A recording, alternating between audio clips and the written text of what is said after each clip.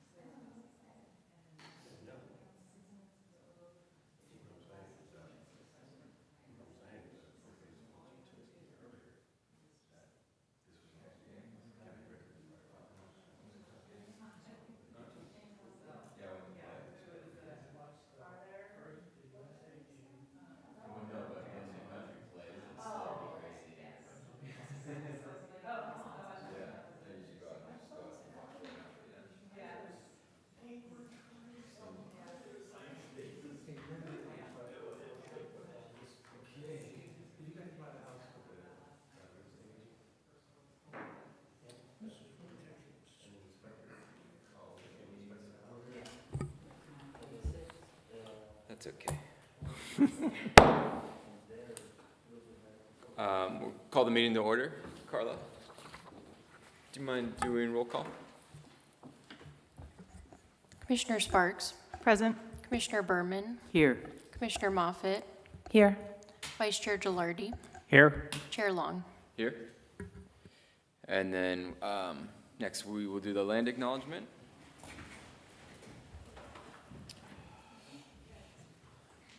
The city of Cotati recognizes that we're on the ancestral lands of the Coastal Miwok, who are the original caretakers of this area. We respectfully acknowledge the indigenous peoples who have been stewarding and maintaining a relationship on this land as knowledge keepers for millennia.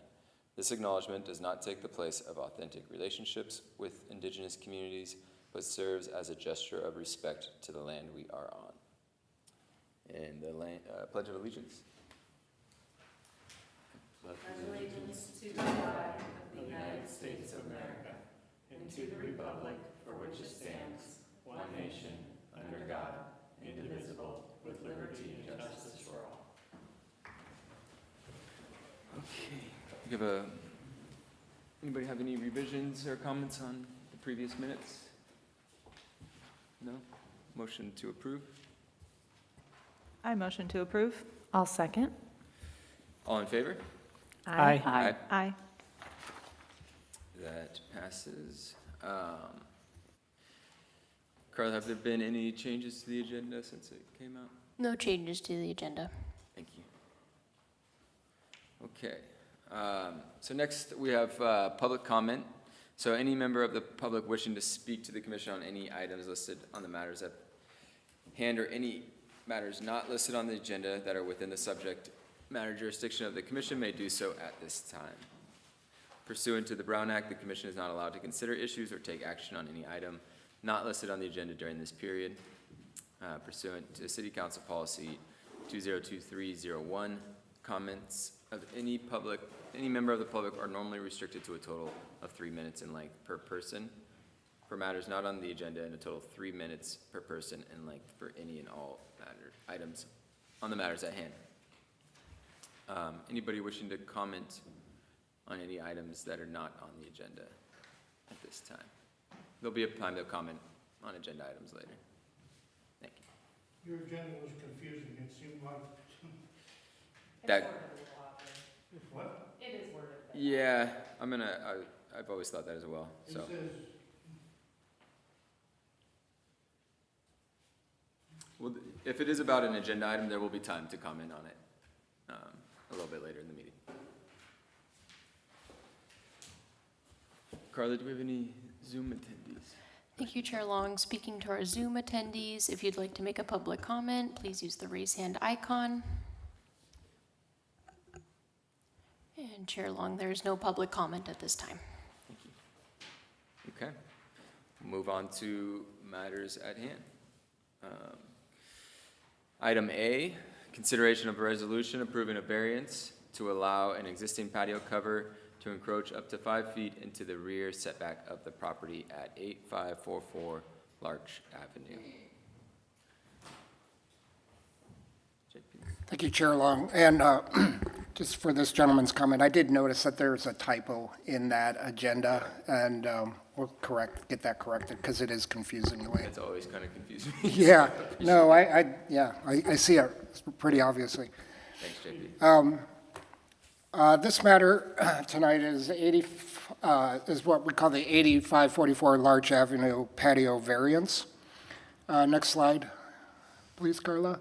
So the proposed project is to allow an existing patio cover that was at least reconstructed in 2014, but probably existed sometime before that. The project requires a variance from the rule, which requires attached patio covers to be set back 10 feet from the property line, and that's per Cotati Code Section 1742-160. Next slide, please. That's an image of the patio cover. It's attached to the house, the rear of the house, and it extends out that distance that was just cited.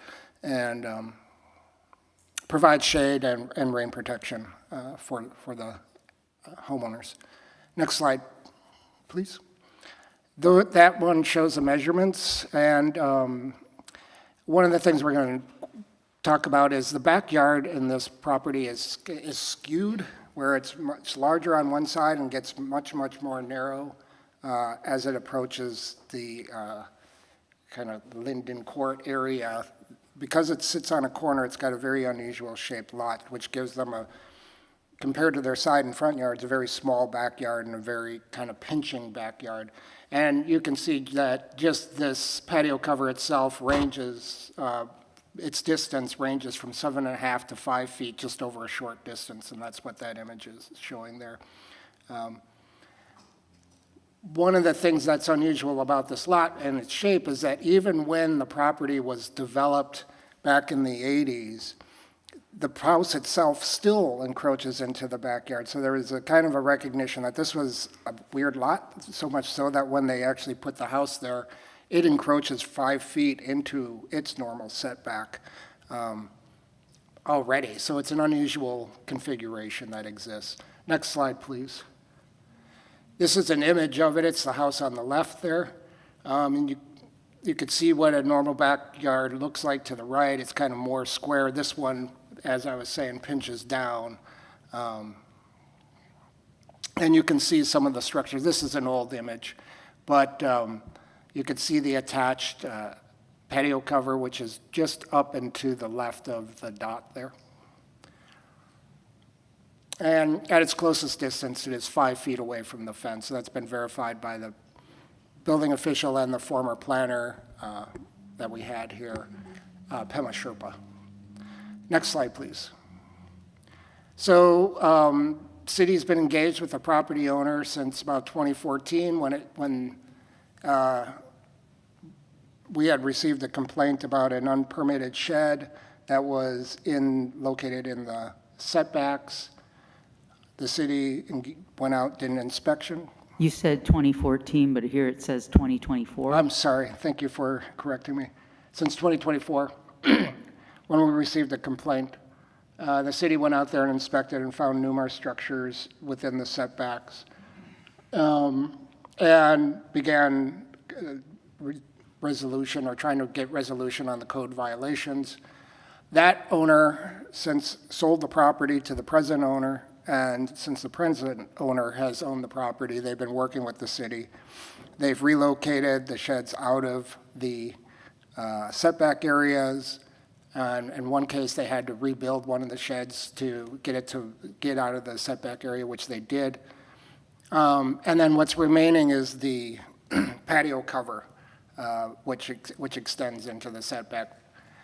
Staff advised them to consider a variance for it rather than removing it, because they indicated they did not want to remove it, that it was a big selling point to them. And because of the unusual shape of the lot, could be that those findings could be made. And so that's what the applicant did. They then submitted for a variance to maintain the patio cover. Next slide, please. So, any reduction or any variance greater than 10% in the standard, in this case, it'd be 5 feet out of 10 feet, so a 50% variance, has to go to Planning Commission. It's not something that can be resolved at director level. And there are specific findings that we have to make. They're elaborated in the staff report in your packet, but they are that there are special circumstances applicable to the property, including the size, shape, or topography that basically prevents one property owner from not being able to do something that the adjacent property owners could do in a similar situation, like have a patio cover that wouldn't encroach into the back setback area. And we have to make sure that there's conditions of approval such that it doesn't grant a special privilege to this property owner, that they're getting something that their neighboring property owner couldn't get. And it has to be consistent with the general plan. And those findings are shown on page 10 and page 17 of the packet, as well as their explanations. Staff has argued that we can make those findings. Next slide, please. And then again, that's just the image of that property from oversight. Next slide. And how it looks, it's difficult to see in that image, but how it looks, how its backyard looks compared to all the other adjacent backyards and its limited size and shape, unusual shape. Next slide, please. So we've added 2 conditions of approval. One is that they do have to adopt with the latest codes, ordinances, and policies, and that they do have to get a building permit for this patio cover. So the building inspector will essentially ensure that it's mounted correctly to the house and is stable enough to support wind and everything else. Next slide. It's an exempt from CEQA because it falls under what's called a Category 3 exemption, which is conversion of small structures and small projects that don't have an impact on the environment. Next slide. And so it's recommended by the Community Development Department that the Planning Commission hold this public hearing, consider the findings for the variance, and then the staff is recommending that you approve the resolution, which would approve the variance and allow them to maintain the patio cover. And that's all I have. If you have any questions, I'd be happy to answer them. Thank you. Thank you, JP. We'll just open it up to the commission right now to ask any follow-up questions, and we'll have a chance to ask additional questions after the public comment period as well. Nothing after this time? Okay. We will open it up to public comment. We have one person wrote in, so we'll start there. Michael Hilberg, wishing to speak on this item. Did you want to let the applicant go first? Did the applicant? You can go ahead, that's fine. Okay. Okay, first of all, you're charging these homeowners $4,000 for this variance for just a lousy shade cover over a concrete slab. That's really appalling. You know, I think you should exercise your discretion and ask for that $4,000 to be waived, because It's entirely out of proportion and it's uncalled for. And secondly, I'd like you to consider voiding the finding that it's encroaching into the rear yard. The accusation is that the rear setback is 20 feet and no overhanging roof can be any closer than 10 feet. But if you take a look at the lot, what you see is like a wedge shape, like a slice of pie. And you got two fences that come together at an acute angle. And I would argue that those are both side yard fences, and this probably doesn't even have a rear fence. Now you see this one up here is the side yard fence for the house above, and so it can easily be considered a side yard fence for the house in question. And this other one is also a side yard fence between these two houses. So what you have here is two side yard fences that come together at an acute angle. If you work in surveying and land development, corner property, the first thing you have to decide is, where's the front and where's the rear and what have you. And in this case, it's entirely ambiguous. And it's very simple, in my view, to say that these are two side yard fences that come together and there is no rear yard. And a side yard setback is only 5 feet. So this overhang is not even within 5 feet of that fence. So if you accept my suggestion that this is not even a rear fence, but rather this is two side fences, it doesn't even encroach into the side yard setback. So to summarize, waive the $4,000 fee because that's inappropriate, and make a finding that's already in compliance and nothing needs to be done. Thank you. Thank you. I would like to offer a chance for the applicant to speak as well. Thanks.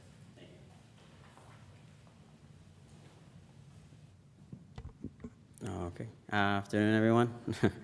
I just want to bring up a few points here. When we first purchased the home, it's a beautiful home, lovely neighborhood, and we love this city. We moved from Runner Park, and this is a really quiet and calm city. We absolutely love it, and all our neighbors as well. We've been nothing but had a warm welcome since we moved just about a year ago now. Ever since we moved, right, we were notified that the property had current problems that had been going through, right? Since then, we've, like mentioned before, resolved and been nothing but compliant. Since then, 3 of those properties have been moved to be under city compliance.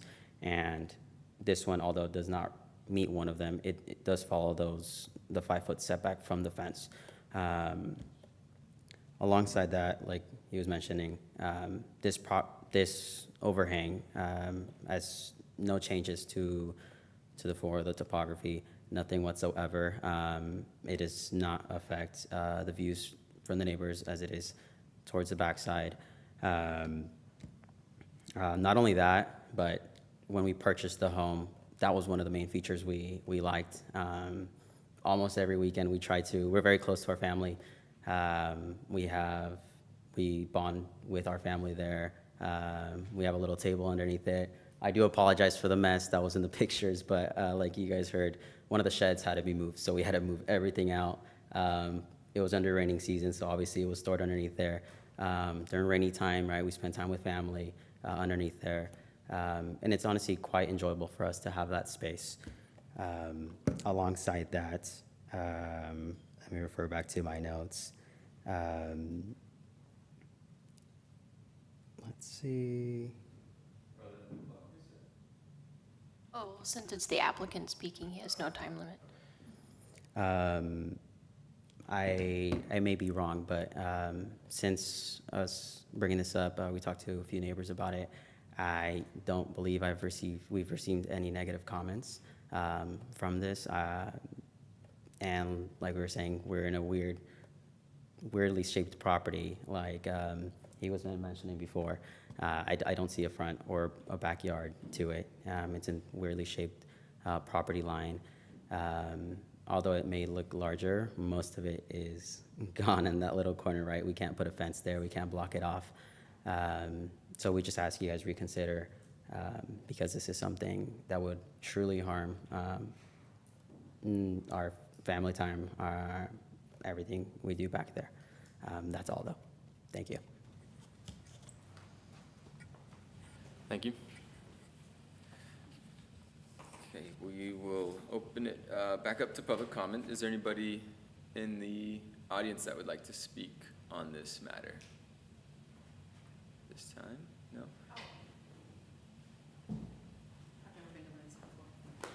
My name is Kelly Womack. I live 1 block away.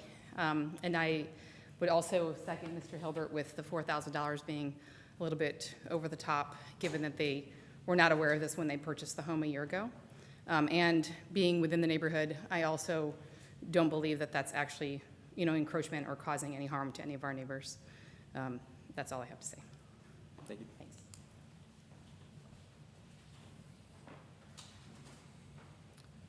Anybody else in the audience that would like to speak on this matter? Carla, do we have any Zoom attendees that would like to comment?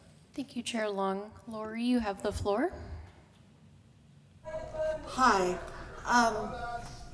You should grant the variance, but there should be absolutely no fees for these guys. You should need to recommend to the council or whatever. This is all the work of Robert Smith, the code enforcement attorney, official, going after innocent people. It's not a safety hazard. The neighbors are fine with it. It's how he classified it. He could have said it was a roof extension, and that would have been 5 feet, or non-conforming, that it was that way before that. But they want the money. That's what this is all about, and that's what the whole code enforcement scandal is out. They've had to get rid of the code enforcement program. They're having they have a jurisdiction, joint jurisdiction with 4 cities because of this. And these people, I had the activity log of, it was Robert Smith. It was this has nothing to do with safety. These people, poor people, try to work with the city, and look what they get. They get have to pay public hearing because of a technicality. They should have no fees, nothing from this. It's not public safety one, as long as they keep it clear. And this needs to stop with all this code enforcement stuff. It's getting ridiculous, and it's a lawsuit. It's a federal lawsuit right now, and it's going to take down the city if you guys keep doing negative things to people that are that don't deserve it. These guys do not deserve to have to redo their shed and all this kind of stuff because of a man that has cost the city hundreds of thousands of dollars, Robert Smith. So I would grant this variance, leave them alone, and let them enjoy their life. Thank you. Thank you, Lori. Carla, do we have any other Zoom attendees wishing to speak? Yes, Jessica Needham, you have the floor. Hi, good evening, Commission. I read the packet for tonight's agenda, and I did see the dates. And what I would like to speak about is, yes, I do approve of granting the variance as long as the neighbors agree, which it sounds like they do. But I also wanted to touch a little bit on the $4,000 and why I think it should be waived or at least lessened an extreme amount. I feel that when I read the agenda, it stated that the previous owner had been notified and the city had no response and no action from that previous owner for basically a year, which I feel was ample time for the city to then put these restrictions, limitations, or do some type of enforcement fees to that person. I don't know exactly how all of these permits, how all of these requests for compliance go, but I personally feel that it is a sufficient amount of time for them to have resolved it with the previous owner. And I do think that it is unfair now that this second party, the second owner, is now being faced with having this extreme cost put upon them just because this other person made no action and didn't respond.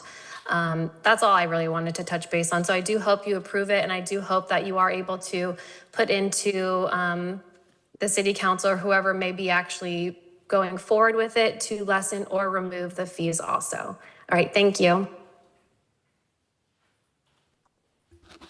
Thank you. Chair Long, that will end a public comment. Thank you. Okay, we'll open it back up to the commission. Do you have any follow-up questions at this time? Yeah. I want to address the $4,000. The way that the Community Development Department works is there's a $4,000, or I believe it's $4,008, JP, you can deposit. And then that deposit, whatever fees come out of that, the rest is returned to the applicant. So my understanding from talking with city staff is the fee is probably going to be somewhere closer to $1,000. And JP, I don't know if you want to kind of elaborate more on that, but that's just sort of the way which the department works.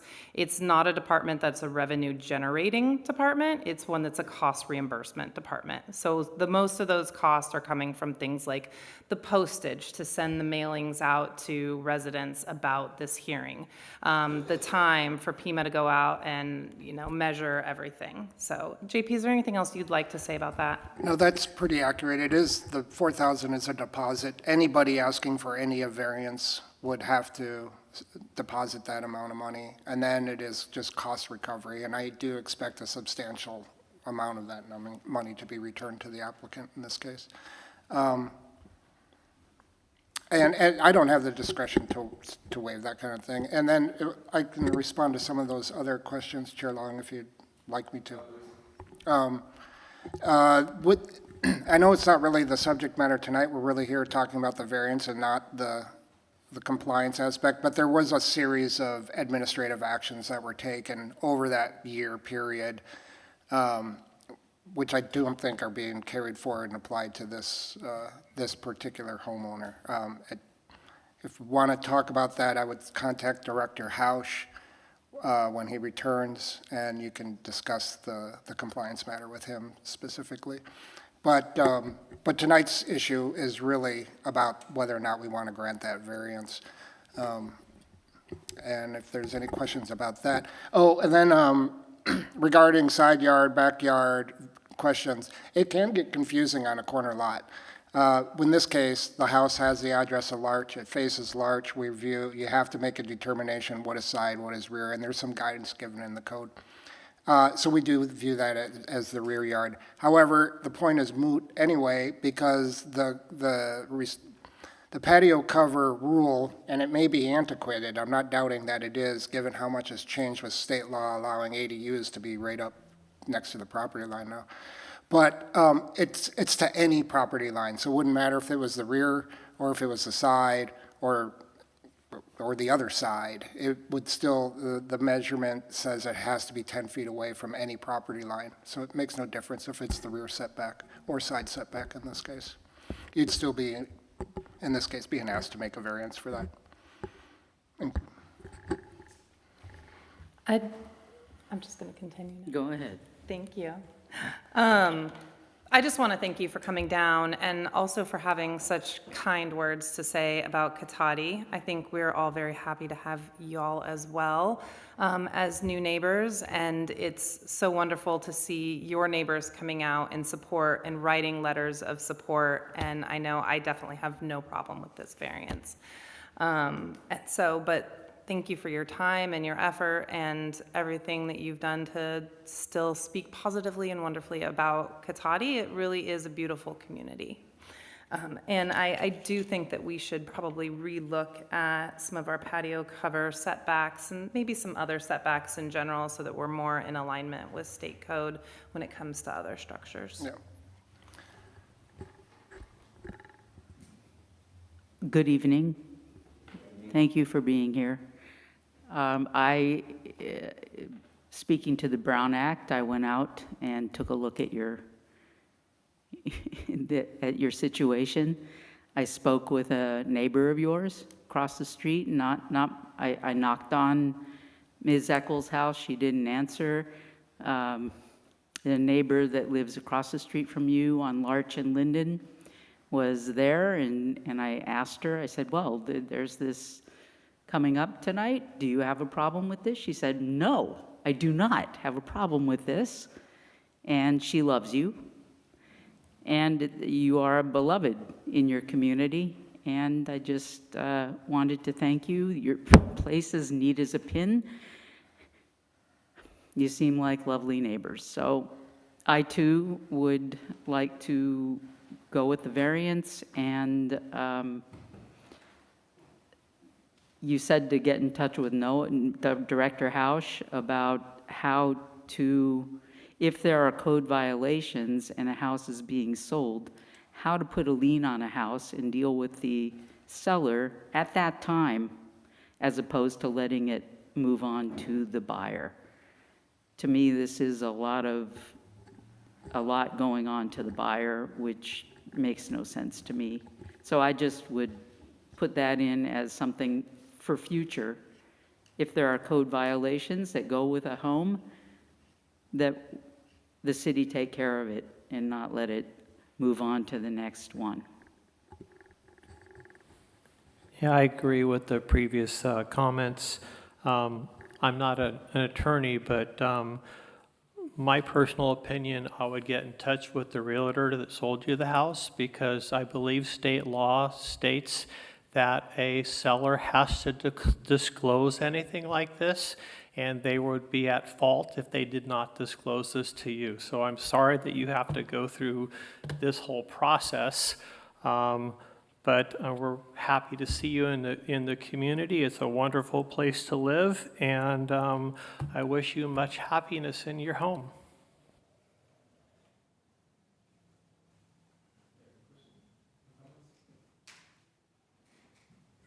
I did have one question for the applicant. When you were up here, you said if we could please reconsider, and I just wanted to clarify, when you said reconsider, is that granting the variance at all, it being a variance, or was that just, maybe I misunderstood? I just was hoping you could clarify what you meant by that. What was the question again? Sorry. You said please reconsider, and Sorry, I meant, not reconsider, consider. okay, granting the variance, okay, because in light of the other comments, it was like, oh, this shouldn't be a variance, you should just let it go. I was like, is that what he's asking us to do? So just wanted to clarify. Okay, great, thank you. Yeah, I mean, that was another question I had while reading this, is like, would code enforcement violations show up on like a title report, JP? Do you have any insight into that? You know, it seems like a long time, a year, but actually these things can take a while to work through all your administrative, you know, the process. You start with a notice, there's some time to respond to that. I think they did have an administrative hearing, which the previous owner did not show up at. There was a judgment against that person. And then I think you start looking at those things, but you first go through that process. In the middle of this process, that's kind of more city level, administrative level, that's when the house was sold. We didn't know about the sale. We were told that the new buyer didn't know about the violations. But those violations run with the land. Unfortunately, they don't go to a particular owner, and it does require remedy of code violations once they're discovered within the judgment and scope of, you know, whatever authority that the city has. Okay, got it. So it was a timing issue more I than, think it was a timing issue in this particular case, yeah. okay, okay. Well, thank you. Yeah, sorry that you had to go through that. And I apologize that I Buying a don't. house is stressful enough, you know? Yeah, and I apologize, I don't know a lot about the code enforcement. I actually don't do much code enforcement action except for taking these issues forward when there's a resolution, like a variance or something like that, which is why I asked you to direct any questions you have about it to Director Hausch, who can, give you the proper answer, and as Got it. that I just don't have the knowledge on. Last question, there has been mention of revisiting just the setbacks in general. What do we need to do to get that on an agenda for a future commission meeting?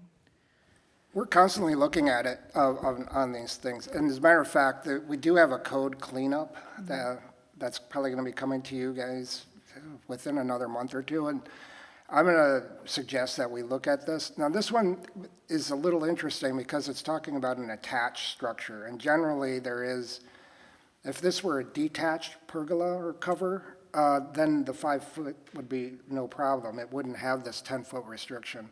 But generally, this is to stop the main house from encroaching further and further into a setback area, and actually gives an exception for patio covers to go much further into a setback than, say, other structures like a patio, like a deck or a bay window or something like that, which can go. So it takes a little bit of consideration, like, is this a good rule to keep or not? Or can we tweak it, to allow these type of things not to be a problem, but also not allow the main house to come all the way up to the yard, which many people don't want the main house coming 5 feet from their Right. backyard. Okay. Thank you. Well, yeah, thank you again for coming out, and thank you for everyone who gave your input today. It's good to see the community supporting a neighbor. Yeah, I just want to echo everybody's comments tonight. It seems like you have a lot of supporters, so I don't think this is going to be an issue as far as getting the approval for it. Thank you for choosing to live here, and welcome to the community. And I'm sorry this is kind of one of your first encounters with Cotati, but hopefully we can get it behind us. You said you didn't have any approval to reduce fees. Is there any body at the government or at the city that does? I that believe that discretion. the city manager may have some discretion It would have to go to Damien. with that respect. Okay. Okay. Well, kind of on that note, how would we engage him in that? Would the applicant need to file Well, an appeal or something? I would recommend that the applicant start with Director Hausch, and unfortunately, this is going to have to wait till the beginning of July. But I can also let City Manager Damien Obid know that people were concerned about that. I actually did tell him that there was concern in the neighborhood about the fee that was associated with it. But we didn't discuss any kind of remedy or anything. I just made him aware of the issues that were in the community. I'm having a hard time hearing you. I wonder if you could speak into your mic. I'm sorry. I just said that I was aware that these concerns were in the community, and I advised the city manager, Obid, that those were there. We didn't discuss any kind of remedy. I just wanted him to be aware that the concerns were floating around out there. Yeah. My personal perspective is this homeowner purchased a home not knowing there were issues and has made every good faith effort to rectify the issues. So if there's any way we can help them out, I think that would be appreciated, by not just the homeowner, but the community as well. Recognizing also that the costs are to cover the cost of the city. We're not making a profit off of it, so obviously it's a balance, but it's worth asking. One of the reasons I brought up the fact about them talking to their realtor is that the previous owner should have disclosed this and should be financially liable for any expenses Yeah. that they've gone through. Absolutely, like if they had known ahead of time, they could have asked for a credit or something to offset the cost of all these things. So, yeah, obviously I'm not a lawyer or a real estate professional, but yeah, it's too bad you had to go through that. I'm sorry. Okay. Do we have a motion? I'll move that we approve the resolution of the Planning Commission of the City of Cotati approving a variance to allow an existing patio cover to encroach up to 5 feet into the patio cover setback of the property at 8544 Larch Avenue. I'll second that. And I will second it too. All right, Carla, come on, taking a vote. Commissioner Sparks, Aye. Commissioner Berman, Aye. Commissioner Moffett, Aye. Vice Chair Gilardi, Yes. Chair Long. Aye. Thank you. Thanks for coming in tonight. Enjoy your patio. Yeah. Enjoy your home. All right, so moving on. Agenda item 8B.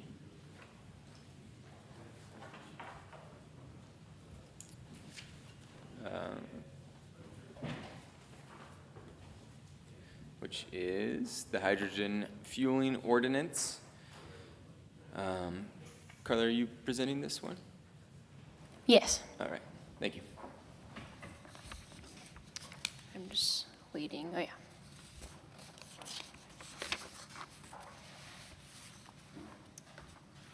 Well, then Kevin, could you go to the speaker? Yeah, okay. Oops. All right.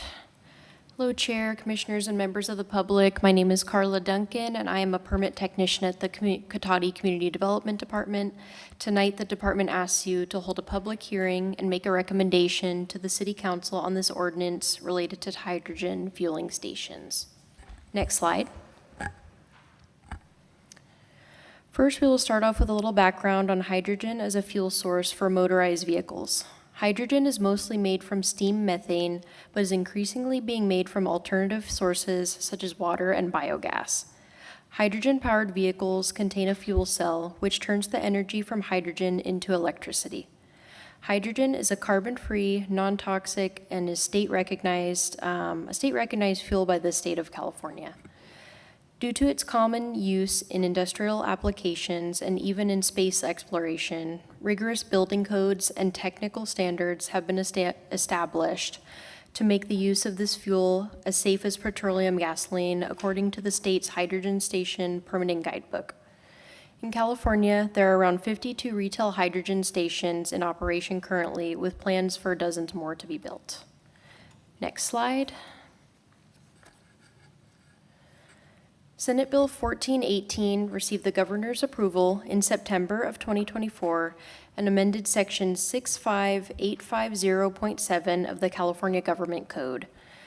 The Senate bill requires all California cities and counties to create a streamlined, expedited permitting process for hydrogen fueling stations that meet specified state safety laws and regulations.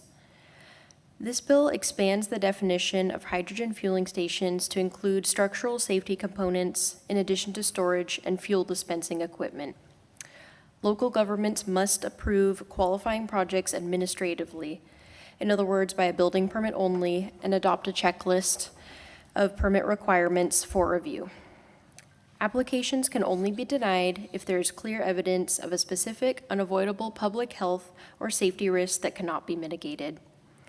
Additionally, a proposed hydrogen fueling station must be either located in a commercial or industrial zoning district without residential units or on a parcel previously developed with a service station to qualify for administrative approval. Next slide. Since there are multiple components to this change in law, I'm going to take the next few slides to break down what the bill says further. As mentioned, the revised definition adds the structural design components as part of the state's definition of a hydrogen fueling station. For example, canopies installed at hydrogen fueling stations are now included under this definition. This is assumably to further ensure the safety of these stations and confirm that all components of the stations meet applicable building codes and industry standards. Next slide. Arguably, the most impactful aspect of this bill is the requirement for an administrative expedited approval process for proposed hydrogen fueling stations that meet specific requirements. For the city of Cotati, this would mean approving hydrogen fueling stations through a building permit, and therefore no public hearing would be required. To be eligible for this administrative process, project requirements are as follows. Number 1, the project design must meet all applicable safety laws and regulations. This includes meeting all applicable requirements in the California Building Code, California Fire Code, and the Hydrogen Station Permitting Guidebook. Additional objective health and safety standards are proposed to be added to Cotati Municipal Code, Section 14.38.060, Permit Review and Inspection Requirements, Part E, which is available in your packets. Note that on number 3, amenities of this section, staff included canopies, but will remove this reference due to the state's updated definition of hydrogen fueling stations, which includes canopies. Number 2, the submitted project must contain all items required by a hydrogen fueling station checklist that which the city has adopted. A draft of this checklist was provided to the public and at the dais. The checklist was created from a template provided by the state and modified by staff. Submitting all items on this checklist is especially important for triggering the expedited review portion of this law requirement, which the city proposes to be a 30-day review timeline.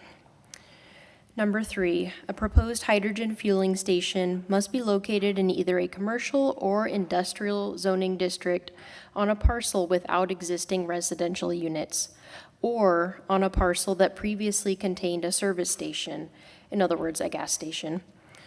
Note that in Land Use Table 2-4, hydrogen fueling stations were omitted from the TOC zoning district in error, and this will be amended in the City Council's version of the code language.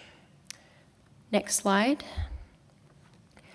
Any proposed hydrogen fueling station that does not comply with all the requirements listed previously may either require a use permit, or if there is clear evidence of a specific unavoidable safety or health risk that cannot be mitigated, then a project may be fully denied.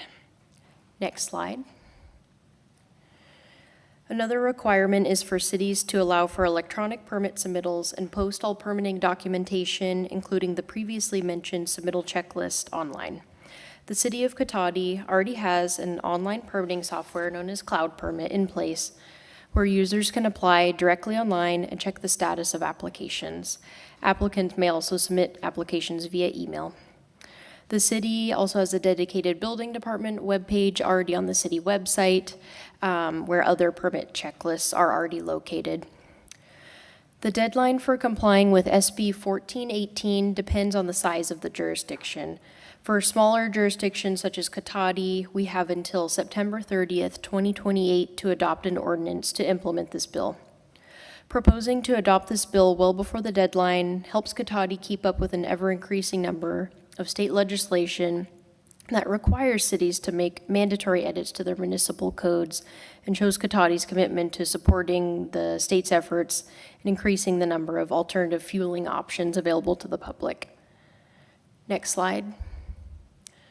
So now for the staff recommendation, the Community Development Department recommends that the Planning Commission conduct a public hearing and consider adopting a resolution recommending that the City Council adopt an ordinance setting forth procedures for expediting permitting processing for hydrogen fueling stations. Next slide. And I am here for any questions you may have. Thank you. Thank you, Carla. Any questions from the commission? Just one. I beat you to the punch. Roughly, we have a little over 2 years to comply with the state mandate.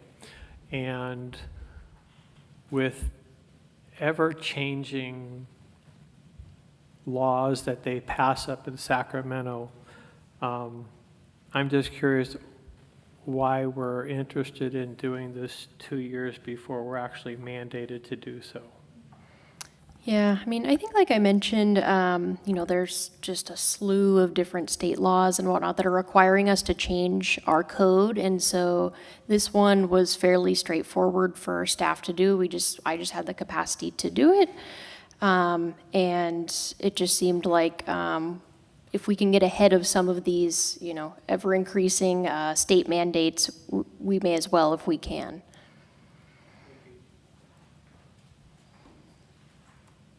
Any other questions? I've got a couple. So I know that we're saying that the lots have to be either in the industrial, commercial, or a previously developed with a service station.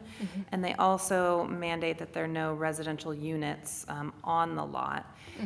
Is it possible to add in and still remain compliant with the state that there be no adjacent residential units in neighboring lots? Yeah, so the way the state law is, it doesn't have any requirements for, if there are residential units adjacent. So, I mean, it definitely could be possible that one of these stations could be installed next to like residential units.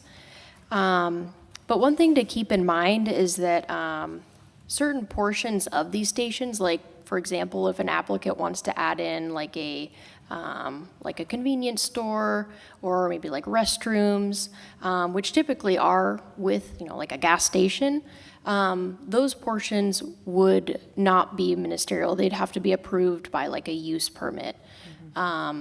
So in other words, the chances are if someone comes in with a project like this, it's actually likely that it could go to a use permit if they decide to do those portions in. And therefore, the commission would have a chance to review factors such as what you're describing. Right, so if we were to say within the ministerial review that there can be no residential lots adjacent to the property, and let's say somebody wants to put in a hydrogen station at one of our current service stations that do have adjacent lots, it's not that they wouldn't be able to, it's that they wouldn't get ministerial, like, approval, they would have to have a use permit. Am I correct in that?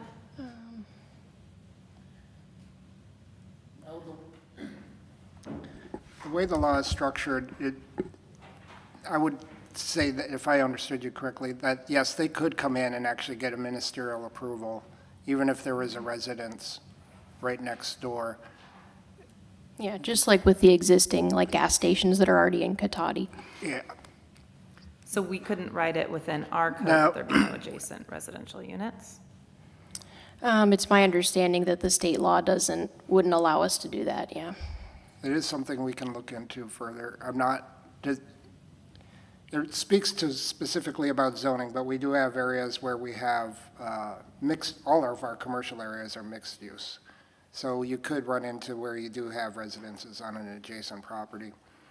And we also obviously have commercial areas that bump into residential properties, so that are zone residential.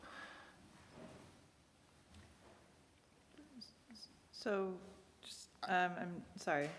Go ahead. I'm noticing on page 47, packet page 47, C, section C, limitations on location.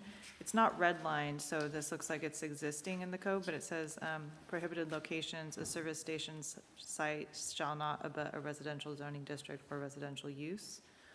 So does that like conflict with what the new thing says, where it just can't be in a residential zone? Because it seems like that's existing in the, It may, and the reason I say it may is because this Senate bill has a specific carve-out for hydrogen fueling and actually, and it touches back to electrical charging. What the code provision you're reading is how we would view a new service station. And usually those services stations, as Carla was saying, come with many other different amenities like restrooms and convenience stores and stuff like that. All of that would take that particular project out of this administrative process and into a more discretionary process. But if someone came in and only said, I want to only do fueling, I feel this is so far-fetched, but it could happen that they do that, then it may not have these restrictions that are in our code. So if the commission would like to make a recommendation after you deliberate, that we include that prohibition, adjacent to residential, with the caveat that we look into it, make sure that we can do that. We can include that in our recommendation to the city council. We do have other areas that we can consider public health and safety issues, which we've outlined in this ordinance that go above and beyond what state law had asked us to do. We kind of said, well, we think these are so important. And we can look about into including that provision. It's consistent, as you pointed out, that with our service station rules as they are today. And I think for good reason that we do have that. It's one thing to move residences next, to propose a residential next to a gas station. It's a whole nother thing to propose a gas station next to existing residences. So I don't think anybody would misunderstand the concern of the commission at all. So. One more question, and, hydrogen stations are newer, and there have been recent explosions, fires, et cetera. Has the fire district reviewed the amended ordinance and signed off on it? Yes, they have, yeah, and they provided comments, which we incorporated into the code language. And kind of on that note, does the fire department or district have trainings, or have they been trained specific to hydrogen, like service station fires? I know. That I don't know, but that's something I could find out. Okay. Thank you, yeah, because, obviously one of the big concerns with hydrogen is it's how explosive it is, and I did a little bit of research online about it, and it did say that there, no special tools or equipment necessarily required, but maybe special training. So if that's something that we're considering bringing into our city, I'd want to make sure that the fire district was aware of how to deal with a hydrogen fuel station fire before we install one.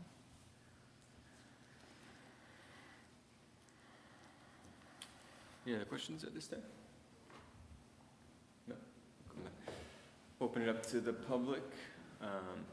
We have a couple speaker cards, so I'll just go down the list here. Jenny, or, yeah, Michael, would you like to go?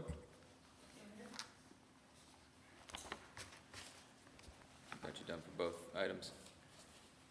I want to make a clarification because in the documentation, it states that this is Katati with meeting its greenhouse gas reduction goals. I'll point out that there's no free source of hydrogen that you just go around and collect it. It has to be made. And if you took a high school chemistry, perhaps you remember the instructor probably did an experiment, electrolysis of water, whereby electricity is run through electrodes in water and separated. And off of one electrode comes oxygen, and off the other comes hydrogen gas. And then the instructor might take these two and get close to a Bunsen burner, and it'll be a flash. So, so the point is that hydrogen has to be made, and the common ways to make it are to use methane, which is a fossil fuel type carbon fuel, and the other way is to use electricity, and electricity comes from a power plant or solar panels or whatever. So it may or may not be greenhouse gas reducing depending on how you go about making it. So I just want to make that correction because people want to say, well, it's marvelous hydrogen and it's carbon-free and wonderful source of energy. But actually, it's a way to think of it as a way to store electrical energy. It's a very efficient way to store electrical energy. If you want to, develop the infrastructure, yes, it can work, but you still have to generate the electricity to make it.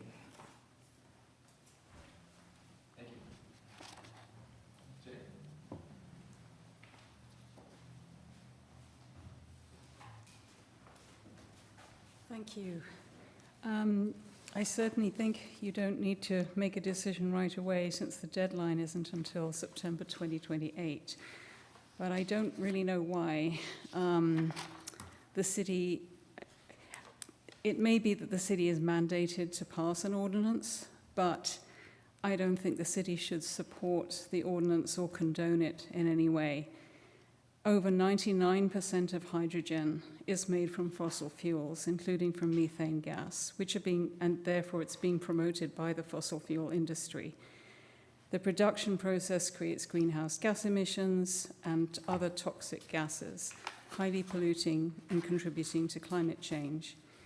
Less than 1% of hydrogen is green hydrogen produced by renewable energy, and all hydrogen requires huge amounts of water for cooling.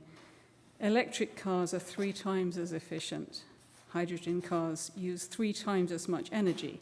So to use energy to make hydrogen is really very inefficient, and it would be much better to be putting our resources into electric vehicle charging and not conflating the two. One of my objections to the report about this is it keeps conflating EV and hydro cars as if they're the same kind of thing, but they really aren't. Hydrogen is very, very combustible. People have been killed and injured in explosions. There have been over 350 reported hydrogen-related incidents in the US in the last 17 years. It's very, very expensive. It's also a distraction from putting more resources into a truly green economy with renewable resources. Also, who's going to use this? There are apparently about 17,000 hydrogen-powered vehicles in the US at the moment versus about 3 million electric vehicles, which are getting cheaper and better all the time. And also a lot of organizations tried to oppose SB 1418 and said that local governments would be forced, that local control would be taken away, which is exactly what seems to be happening now, and that instead local governments should be spending our precious resources promoting public transport, walkability, bicyclability, etc., and expanding electrical vehicle charging infrastructure. The points that came up earlier about housing, I agree completely about the question about not only existing residential and adjacent residential, but what about future residential? And in any case, it shouldn't be in our community. We shouldn't be allowing this. But if we absolutely have to pass it, please say that you don't agree with it. Thank you. Thank you so much.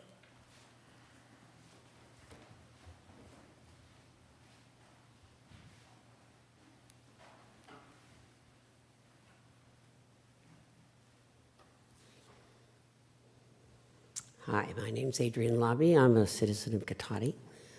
And I really hate to do this to the staff because I'm a person who does things at the end when the deadline is near. And I know what that's like, and it's hell. And I really appreciate that you're trying to get things done early and get it done. But I think we should drag our feet, strongly put the brakes on this one. I saw this go through the legislature, and I thought, this is so strange, kind of how it went through, and I was trying to follow the money, and when it finally came to the fossil fuel people, I went, oh, so this is, none of us like fossil fuels anymore, so now we're going to have hydrogen, and we're going to brand it as green. I don't buy it, and I think it's very dangerous. It has to be pressurized, and it's explosive. It's just the bottom line. It costs a lot to build one of these stations. There's $1.5 million to $4 million. And I kind of resent that the electric vehicle and the hydrogen vehicle regulations are on the same page, because they're really very, very different types of fuel and types of transportation to get it into the city, get it out of the city, storage. So I would, at the very least, like to see these two things be separated. So it's really clear, we have a regulation for electric vehicles. If we're forced to, we have one for hydrogen vehicles, and they should be separate. There may be somebody listening who thinks maybe this is, their right to drive a car that's hydrogen related, and of course, probably true. They are dangerous, but filling the fuel tank is super expensive. $160, $170 to $200 just for a tank. So it's no bargain for the average person. If it was, I might be like saying, well, poor people, we need to have cheap energy, the way to get along, people who can't afford, fancy cars. But in this case, this doesn't help, I don't think anybody but the fossil fuel industry. So I would just encourage you to separate the two ordinances and put them off. It could go on, on the shelf, and we could drag it out if we have to. Thanks. Thank you. We have another comment card, Gig Hitao. You have the podium. Yes, my name's Gig Hidao, and I live in Santa Rosa. And I'm a member of Sonoma County Climate Action Network and also Return Peace Corps Volunteers for Environmental Action. And I want to encourage your efforts to promote the hydrogen industry by passing an ordinance to permit hydrogen fueling stations. Therefore, I support the effort of the Planning Commission to conduct a public hearing on this matter. So you might already know that hydrogen in its pure form is rare on planet Earth, but it exists in many forms, including freshwater and saltwater. These are various methods to extract hydrogen from water, but it takes energy to do so, and usually electrical energy. The main benefit of then using the extracted hydrogen is that it can be used in fuel cells to produce electricity for electric engines in automobiles and other machines such as forklifts. It's also possible to design combustion engines that use hydrogen. And the consequences of using hydrogen to produce energy is that the only emissions are water. And so this is important because using gasoline, coal, wood, or any fossil fuel source in combustion engines emits greenhouse gases that cause global warming, while using hydrogen does not. By permitting hydrogen fueling stations, you'll help grow the hydrogen industry in Northern California. And the only hydrogen fueling stations in the North Bay was in Mill Valley, but now there are none. And Oakland and Concord are the closest. So note that there is a company in Pittsburgh, California called K2 Pure Solutions that's about to produce significant quantities of hydrogen for sale, which shows how this industry is growing. And it's already more advanced in European countries and also in third world countries that don't have petroleum resources. So I will warn you that there is opposition to the hydrogen industry from the environmental community. And this is not because they don't see the benefits of using hydrogen, but because much of the hydrogen being produced in the USA now comes from a process using methane, which is obtained in the process of drilling for petroleum. So most environmentalists do not want to promote anything that benefits oil companies. However, since the hydrogen can be produced using renewable energy sources, like wind, solar, geothermal, and hydroelectric, and the more that the hydrogen industry advances in the USA, the more hydrogen will be produced without the consequences of greenhouse gas emissions. So therefore, please conduct your public hearing on the matter and address the issues of how the hydrogen is produced. Thank you. May I submit this to the records? Yep.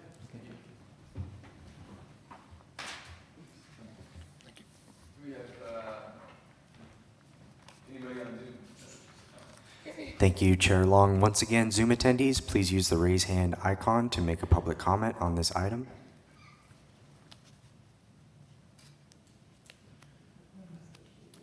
Seeing no hands, that will end public comment. Thank you. Any other questions from the commission? One of the reasons I questioned the timeline on this is, again, like I stated, so much changes coming down from Sacramento every year. There's tons and tons of bills. I appreciate staff their time that they put into doing this. But I kind of look at it this way.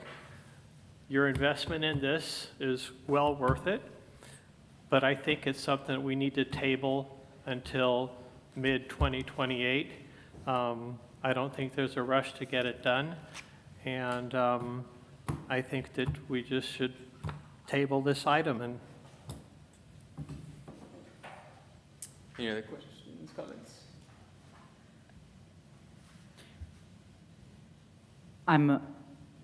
I agree with Ed. Thank you.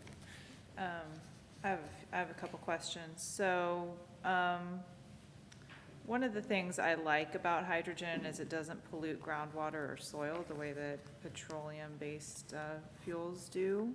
So I'm in favor of it for that reason, but I am hearing there's significant concern about the methods that are used to produce it, specifically ones that use fossil fuels such as methane or coal. So my question is, would we be able to control like the source of hydrogen that could be used in a fueling station? No, we wouldn't have any control over that. Okay. Then in that case, I agree with my co-commissioners here that like it's good that we did the work and we have this kind of ready to go, but it, you know, to Ed's point, there is a lot that can change in a couple of years, especially we've got a new governor up for election, so who knows which way things are going to go. You know, with a new administration, things could change. So I would hate to go through all of this work to put something in an ordinance that, you know, maybe next year the state's going to come down and be like, oh, actually, never mind. We don't like hydrogen now. And now we've got something in our code base. I don't know if that's the right term, but in our code that like now it says we have to approve them. So while I do in general support something that does not contribute to fossil fuels or you know, climate change, I think there are definitely some concerns and some questions around hydrogen in particular. And so yeah, if we don't have to do this now, then I don't see necessarily a rush and we can revisit it later.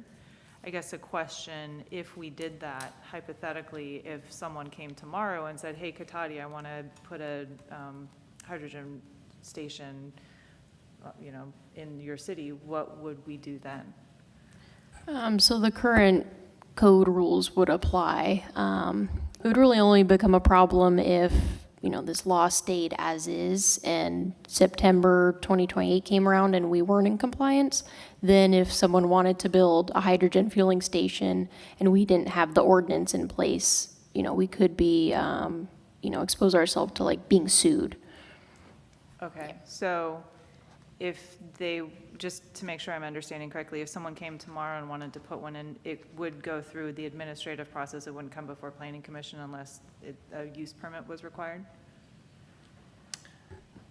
Let me answer that because I recently did this when we did our prohibition on fossil fuels. We went through the same debate. So our code right now is silent on hydrogen fueling, acknowledges that it's out there. And there's no prohibition and there's no administrative review process for it. So it would be subject to, as Carla said, the rules for a service station, a new service station, which are pretty limited in where they could go. So, yeah, right now it would not be, I would have to look exactly at what the use tables say, but my understanding is probably it's all use permit for any new service station. Yeah, if I look at the red line version, I think hydrogen was added, let's see. It would have to be, under this law, the state law, it would have to be added as a permitted use. Oh, okay. Yeah. I'm looking here. So on But page. that would be specific to hydrogen fueling. It would kind of structured the ordinance so that it, you know, we're following the law as much as we have to, but then anything above and beyond specifically what that law grants them, which is like the fueling and the dispensing, would trigger a use permit or some discretionary action on our part. So to answer your question, someone could come in tomorrow, apply for it. It would be a discretionary action on the city's part. Discretionary action meaning no planning commission hearing? Oh, no, it would be a Oh, required it would be, filing. okay. Yeah, good. yeah. Glad I asked. It would go to the planning commission. Okay. Yeah, so on page 36, packet page 36, it's got hydrogen fueling station. It's like added, it didn't like line anything out, so. But that's in line with, you know, like you said, it was silent before. So Right. just specifically Right. didn't call it out. Yeah, and service station is separate in the current table. Page 35.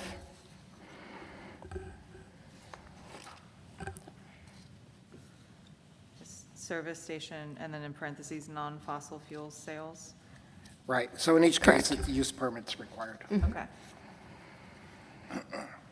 But with the new ordinance, specifically a hydrogen fueling station would be permitted. Okay.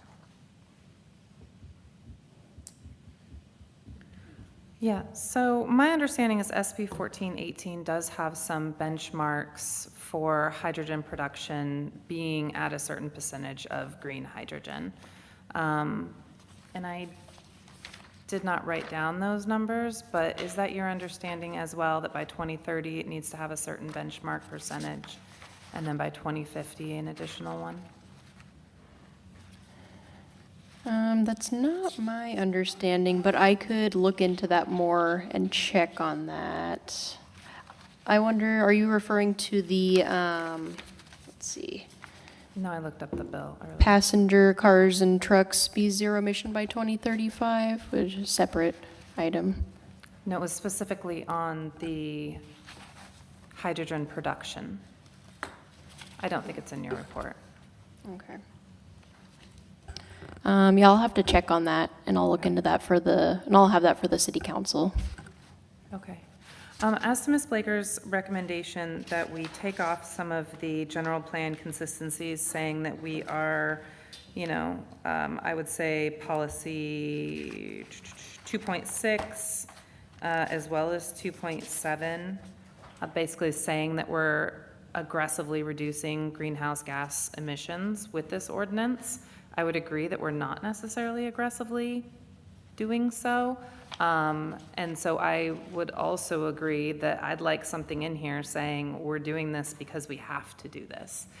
Is that a possibility in our lives? Yeah, are you referring to just in that particular section of the staff report state that we're doing it because state law requires us to? In the resolution itself. Okay. Okay. Yeah, because in the resolution itself, we're saying that we're reducing greenhouse emissions from city facilities and operations. Section 3, general plan consistency. Mm-hmm. So can we have a section, I don't know, under duress via SB? Like so many other of the state laws that come down Yeah, upon I'd us. kind of like, I'd like to say, like, I don't really want to do this, but I also want to be compliant with state laws and not put the city in jeopardy of, you know, future actions. I will say that in the beginning of the resolution, let's see, it's the 4th whereas down, it does mention about the state requiring cities to pass this type of ordinance. But there's a difference between saying the state requires us to do this and saying, but we don't want to. I think my only concern with doing that and writing it in is it could potentially date our documentation. So like today, a lot of hydrogen is generated with fossil fuels, but what if 10 years from now, that's not the case and it's all generated through solar and wind and clean energy sources? Then we're kind of like dating ourselves by saying we're forced to support this because we don't want to, but it's like a point in time, not something that's necessarily going to stand up forever. So we'll have to revisit it and redact it at some point. That's just, I don't know, my thoughts on that. I don't disagree that like we're being forced to do this, and maybe we don't necessarily want to, and the hydrogen industry isn't where we want it to be or anything like that. I'm just kind of thinking for the future, and if we put something in here today that's applicable today, is it still going to be applicable 25 years from now? It would be if you said, give it a caveat of, we're doing this under duress because we don't feel that it should be a ministerial review process unless over 90% of the hydrogen is green hydrogen, something like that. Which is why I think we should table this, because so much could change. So I'm not in disagreement there. it's true. We are not under duress today. We will be a year and a half from now if things stand as they are. Yep. So what did we decide? Commissioner Moffett, I'm reviewing the SB 1418. I don't see anything in there that, and I'm just skimming it, so caveat, but I don't see anything which puts some sort of standard on how hydrogen is going to be generated, which, Yeah, I did a quick search too. I didn't see anything. pardon? I did a quick search as well. I didn't see anything pop up. You didn't see it as well? Yeah, I don't see it. There are some rules, how, obviously, cities that are greater than 250,000 have already implemented this process. And there's a lot of that in here, but I don't see anything that says, well, 30% or more has to be from, some sort of form of clean energy, like solar, electrical. Maybe it was just a wish of mine. Like, I hope Could that I A could just dream you had? dream it into existence. Well, EV charging I think, is crazy. I mean, you got to generate electricity somehow, and right now it's usually done with fossil fuels. We're lucky that we have the geothermal plants nearby, but that just makes us very fortunate. Most of the world still generates electricity with fossil fuels. yeah, I'm leaning, towards tabling this as well. Just some notes for when this does come back before the commission. I think maybe looking at those general plan consistencies and seeing if that's a finding that can really be made, that adopting this is reducing greenhouse gases, because I'm not sure we can say that. But yeah, I don't really understand why the state is forcing this on local cities. I mean, charging stations are going into place not because they're being forced to, because people drive electric vehicles, and so there's a need for it, so they're building charging stations. If there's nobody driving hydrogen fuel vehicles, there's no hydrogen stations. So I don't really understand why this is even coming before us, I guess, and so I'm not really in a hurry to do anything about it at this time if we're not required to, and just kind of let it play out a little bit longer, and maybe pick it back up in 2 years, or maybe not. We'll see. But I don't know if anybody. Yeah, I think that's one of the reasons people don't drive hydrogen cars is because there's nowhere to refill them. So it's one of those chicken or egg things, but I think. Well, there wasn't a lot of vehicle. Huh? There wasn't really a lot of EV stations before, but people started doing them because it became affordable and convenient. So I agree. If today a hydrogen fueling station would come before commission, I don't see a reason to do away with that until we absolutely have to. That's my personal thought. But thank you for the work you did on this, Carla. Thank you. So I think we're just making a recommendation to the council. It was good work. We're just making a recommendation to the council on this item, I believe. So if somebody wants to make that. We recommend that the council tables this until Yeah. further notice. Does somebody want to make a motion? I move that we recommend that the council tables this. And I I'll don't know second if that. that's- Okay. Can we get a vote? Commissioner Sparks? Just question on that. When we say tables this, do we need to specify until when, or I do we think that's need- probably a good idea. Yeah.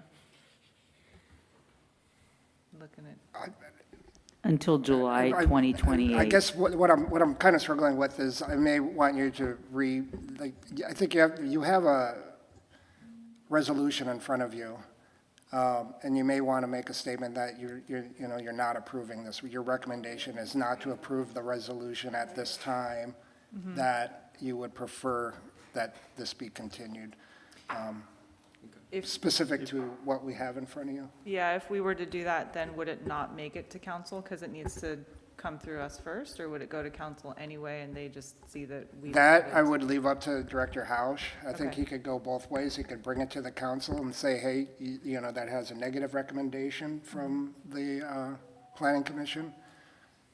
Or he could just decide to table the whole matter and not bring it to the city council at this time. We do have, time is on our side in this case, so. Okay. He could go either way, but I think it would be good if we have a recommendation on the resolution itself. And what I'm hearing is not to move forward with this resolution at this time, so it's not timely. So would you like a new motion? Yeah, why don't we do another motion here? I move that we do not move forward the resolution that has been brought before the Cotati Planning Commission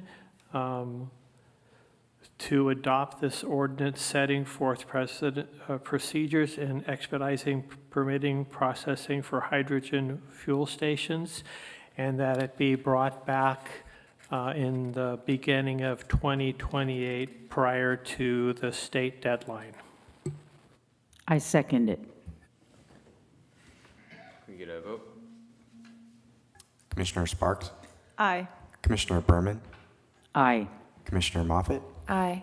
Vice Chair Gilardi, Aye. Chair Long. Aye. Thank you. Thank you, Carla and JP. Appreciate it. And thank you, Carla, for the work you put into this. I'm sure we'll see it again in a couple years, so it'll be a lot less work then. Thanks. And hopefully we'll see you in a couple of years too, Carla. Okay.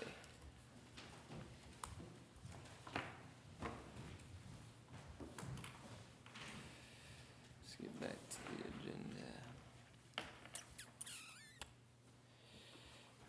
Do we have any reports by staff at this time? Yeah, I have some reports. First off, we're having another workshop on July 11th. This one is focused on power or electricity, so almost related to hydrogen, but not really. But so I think you've all gotten the flyers. And then I don't know what Director Hausch has reported on, so I'm going to kind of just do a little laundry list of things that are going on that the commission might find interesting. One thing that's happening is we've had a project that's been kind of in the wings for almost 20 years, a little over 20 years, and it's those vacant lots kind of behind Cumberland's house over on Lund Hill Lane. There's 8 vacant lots there that between Valparaiso and, what the heck is the name of that street? Isn't it, Lund Hill Lane? It's on Lund Hill Lane between Valparaiso and in Cypress, but yeah, there's that other little tiny street that comes out there that is. Oh, Jaggle. Across the street. Not Jagla, Yeah, that was. I don't know why we did that. Anyway, there's 8 lots there. The city council recently approved removal of trees because there's some oak trees on there that have kind of recruited. This property was developed or was approved back in like 20 years ago. And they graded the entire site to get ready for it. They put in all the improvements like the sidewalks and some of the backyard drainage. But then actually sued the city over issues related to affordable housing and mitigation for the California tiger salamander. And then eventually they did not prevail. But eventually that project just kind of died on the wing, and they've been trying to sell it, but every seller that we've talked to either was too sophisticated to take on that type of project, like could see the dangers in it, or they were unsophisticated, and they're like, I have no idea how to get through the process I would have to get through to develop that property with the CTS mitigation. However, we do have some folks that are interested in it, they're doing it, and we're right now reviewing building permits for that. So there's 8 lots, and we're looking at 4 of the lots right now being developed with duplexes with 2 ADUs each. So fairly dense little project there. So that's like 4 units on each lot, though technically only 2 are primary units because it's the duplex. So that's coming. You may see some action. It's all ministerial, so none of it's going to come before the Planning Commission. It only required this oak tree authorization, which the city council takes care of. The city did apply to the state HCD, Housing Community Development Department. They have this designation called the Pro Housing Designation, where you're recognized for the efforts that you've done to promote housing, removing barriers. And we've done a lot of that in the last few years, and so we applied for this designation. It does look like we're qualified to get it. We just heard back from them. We have to amend our application in some ways, but one of the big benefits of getting this designation is it potentially could provide hundreds of thousands of dollars to help us with our affordable housing project, so it can go into the fund. So it's definitely worthwhile to try to get this designation. Plus, we've done a lot, and we should deserve some recognition from the state that, we are making our efforts to do housing. The food truck ordinance is in place. We've approved 2 recently. One of them is a Mexican truck that is over by Mercy. It's in the gas station right across the street from Mercy, or right next to Mercy. Yeah. Jalapenos, I think it's called. And then we also approved a use permit that would allow rotating trucks to go through the 8 Ball. So they have authorization to allow trucks to come and go. Did that one, they start the process going across the street from Jalapeno? They were approved quite a while ago. Yeah. All our rezoning, we did a bunch of rezoning over the last year. We changed a lot of different things. TOC, the Southwest Pacific Plan, the industrial zone has been all consolidated now. All that's been completed. Our new maps are available.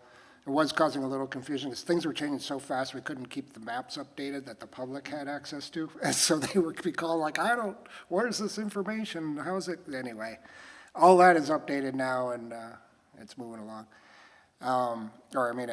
It's all published now and available. And then Noah, I don't think it's coming before Planning Commission, but he's pretty active engaging with the property owners along 101. We're looking at, especially along Redwood Drive, looking at creating more of a freeway-oriented commercial zone in that area where that right now was zoned industrial, so it's actually kind of problematic with certain commercial businesses.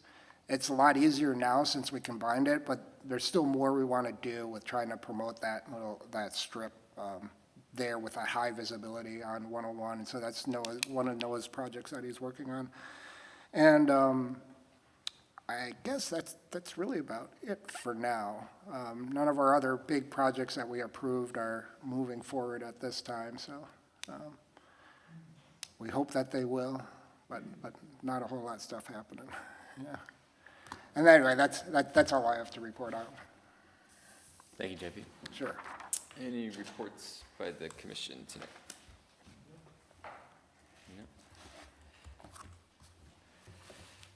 No. Carla, were there any items received after the agenda was posted? Yes, there were 2 comments as well as JP's PowerPoint presentation and the item, the checklist that I provided as well. I think those were the only items. Okay, with that, we will adjourn. Thank you.